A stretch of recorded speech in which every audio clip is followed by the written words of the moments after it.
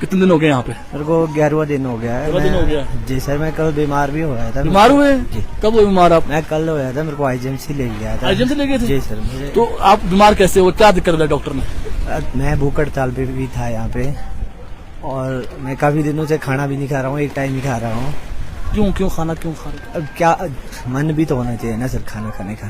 इतने टाइम से हम यहाँ बेवकूफ नहीं है, इतने ठंड में बैठे हुए। हमारे पेरेंट्स ने हमारे को पढ़ा लिखा के बड़ा किया होता है। माननीय मुख्यमंत्री जी, अगर आप ये वीडियो देख रहे हैं तो थोड़ा सा हमारे ऊपर तरस खाएं आप। पूरे हिमाचल प्रदेश तरस खा रहा है, सबको हमारा दुख दर्द हमारी पीड़ा दिख रही है।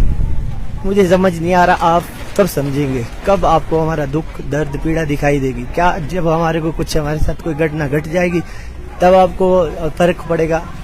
अब इतने दिनों से हम यहाँ ठंड में ठिठुर रहे हैं। मेरे हिसाब से हमारे से मिलने प्रदेश सरकार से कोई भी मंत्रीगण नहीं आया है। से मिलने आए थे? मैं टीका साहब से भी बार बार गुजारिश कर रहा हूँ, हमारे एरिया के, मैं उन्हें बहुत अच्छे से मानता हूँ, अच्छा मानता हूँ। राजा साहब मेरे आइडल रहे हैं, तो मैं टीका साहब से भी बार बार गुजारिश कर रहा हूँ, टीका साहब आप हमारे साथ ये अनदेखी ना करें।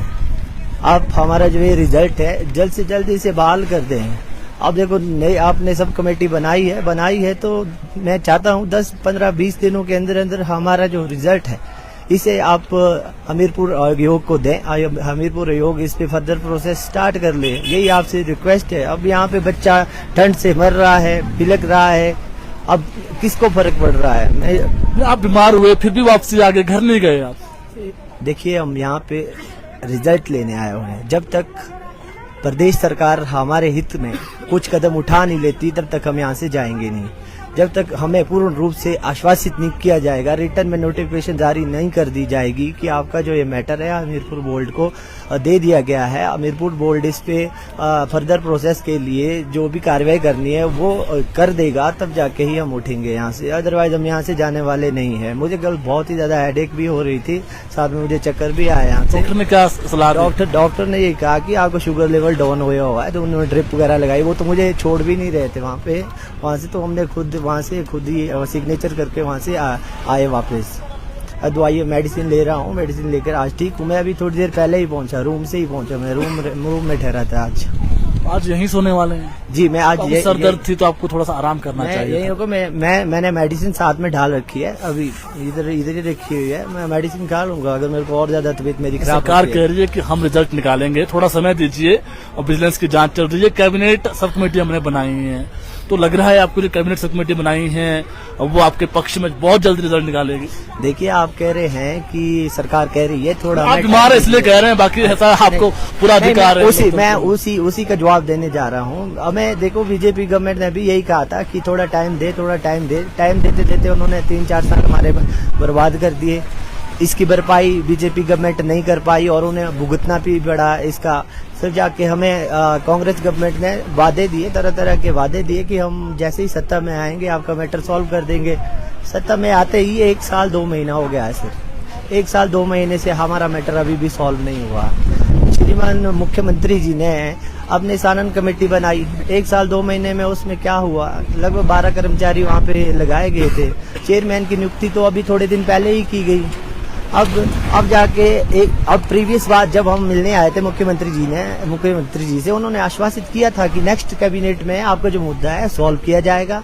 हम अन्य मंत्रियों से भी मिले थे, टीका साहब से भी मिले थे, आप हर्षवर्धन जी से भी मिले थे, नेगी जी से भी मिले थे। सबने आश्वासित किया था कि नेक्स्ट जो कैबिनेट होगी उसमें आपका मुद्दा सॉल्व किया जाया था। जैसे विजिलेंस जांच चल रही है और विजिलेंस जांच में अगर रिजल्ट निकाल दें फाइनल, कैबिनेट में कोई बच्चा लग जाता है तो फिर वो तो आपको मालूम है, जब गवर्नमेंट जॉब में लग जाए तो उसको निकालना बड़ा मुश्किल हो जाता है। तो आप ऐसा डिमांड किया कि कंडीशनल भर्ती तो दे दी जाए कम से कम? जी सर, हम यही चाहते हैं। जब लॉ से आपने ओपिनियन मांगी थी मुख्यमंत्री जी, लॉ ने अपनी ओपिनियन दे रखी है कि उसमें साफ लिखा है कि अड़चन कहाँ आई? चलो, अब लॉ के ओपिनियन हमने सुन लिया, वो काफी बातचीत कर ली है, तो अड़चन कहाँ लग रही, कहाँ अड़चन आ गई उसके बाद? देखो सर, मैं मंत्रिमंडल में तो हूँ नहीं, मुझे ये लगता है कि कहीं किसी अधिकारी ने पेच फंसा रखा है, जहाँ तक मुझे लगता है। जब लॉ ने ओपिनियन दे रखी है, साथ जो भी आपके दोषी है इसमें उनका रिजल्ट होल्ड में रख के आपका रिजल्ट निकाल दिया जाए, उसके बावजूद भी मुझे समझ नहीं आ रहा है इसे क्यों फंसाया जा रहा है। विजिलेंस का बहाना बना के विजिलेंस की कार्रवाई अगर 2-3 साल चली, 10 साल चली, तो क्या आप हमें इस तरीके से हमारे साथ अत्याचार करते रहेंगे? क्या ओवरेज भी हो जाएंगे तब तक? ओवरेज ऑलरेडी हो चुका है सर। 30 की एज में मैंने पेपर दिया था, 35 हो गई है मेरी एज। क्या अभी शादी कर ली है? शादी हो गई है सर। कई मेरे भाई साथी यहाँ ऐसे भी है जिनकी शादी भी टूटी है बिकॉज ऑफ दिस की उनके पास गवर्नमेंट जॉब नहीं थी। आज की डेट में हर कोई पेरेंट्स ये चाहता है जिसके साथ भी शादी करानी होती है वो वेल सेटल्ड होना चाहिए।